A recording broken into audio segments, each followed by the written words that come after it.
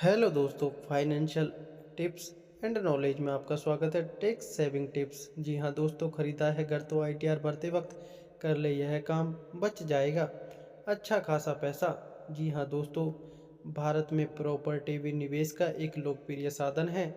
Property की कीमतों में हर साल अच्छा खासा इजाफा हो जाता है, इसलिए बहुत से लोग घर, दुकान या फिर प्लॉट खरीदते हैं। आयकर अधिनियम 1960 के प्रावधानों के अनुसार प्रॉपर्टी के रजिस्ट्रेशन के लिए चुकाई गई स्टाम्प ड्यूटी या पंजीकरण शुल्क पर भी आप टैक्स छूट के हकदार हैं। आयकर अधिनियम की धारा 80C के तहत स्टाम्प शुल्क, पंजीकरण शुल्क आदि के भुगतान पर अधिकतम 1.5 लाख रुपए की कटौती का लाभ लिया जा सकता है। सेक्शन 80C के तहत स्टाम्प ड्यूटी और रजिस्ट्रेशन चार्ज चुकाने वाले लोग घर खरीदने वाले साल में income tax return ITR file करते वक्त छूट का क्लेम कर सकते हैं।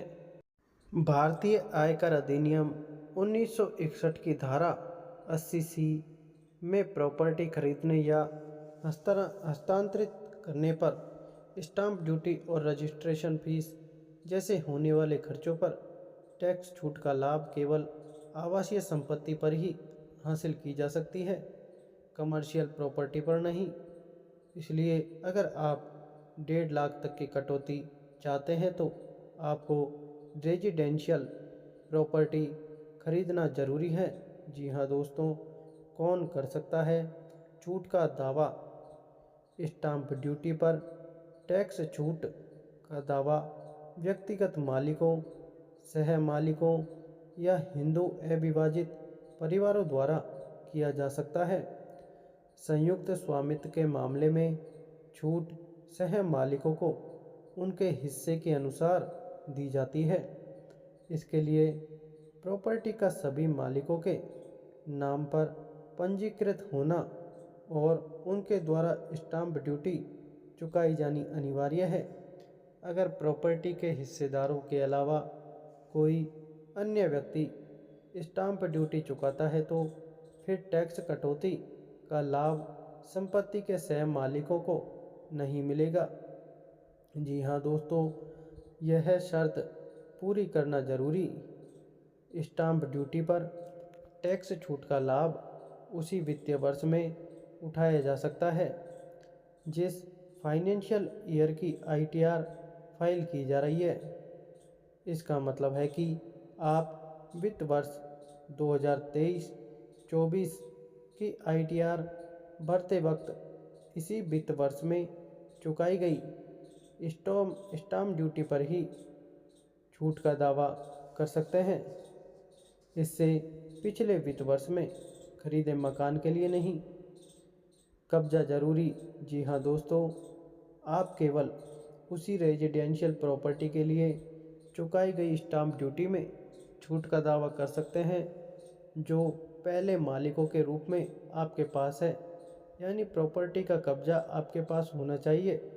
Under construction property stamp duty tax benefits के लिए योग्य नहीं है। जी हाँ दोस्तों, 5 साल का लॉक इन पीरियड। जिस प्रॉपर्टी की खरीद के लिए चुकाई गई स्टाम्प ड्यूटी पर कर छूट tax benefits on stamp duty का फ़ायदा उठाया गया है, उसे 5 साल तक बेचा नहीं जा सकता। अगर कोई इस अवधि से पहले प्रॉपर्टी बेचता है तो जिस साल छूट का लाभ लिया गया है उस साल का आईटीआर संशोधित हो जाता है और स्टाम्प ड्यूटी कटौती पर टैक्स लग जाता है। जी हाँ दोस्तों, यह शर्त भी है लागू। स्टाम्प ड्यूटी पर टैक्स कटौती के लिए यह भी ज़रूरी है कि आपने सेक्शन 80C के तहत मिली 1.5 लाख की अधिकतम छूट सीमा को पार न किया हो।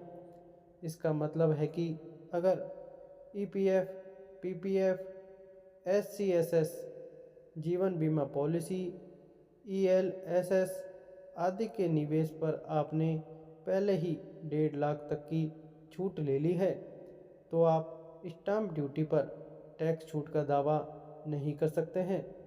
अगर इन निवेश विकल्पों पर कटौती का दावा करने के बाद भी 1.5 लाख से कम छूट आपने हासिल की है, तो आप स्टाम्प ड्यूटी पर भी टैक्स कटौती के हकदार हैं। तो दोस्तों, यह थी संपूर्ण टैक्स की जानकारी। ऐसी ही और अच्छी जानकारी के लिए, नॉलेज के लिए हमारे channel financial tips and knowledge को सब्सक्राइब जरूर करें, जिससे और बेल आइकन दबाना ना भूलें, जिससे आने वाली लेटेस्ट अपडेट आपको सबसे पहले मिल सके। धन्यवाद।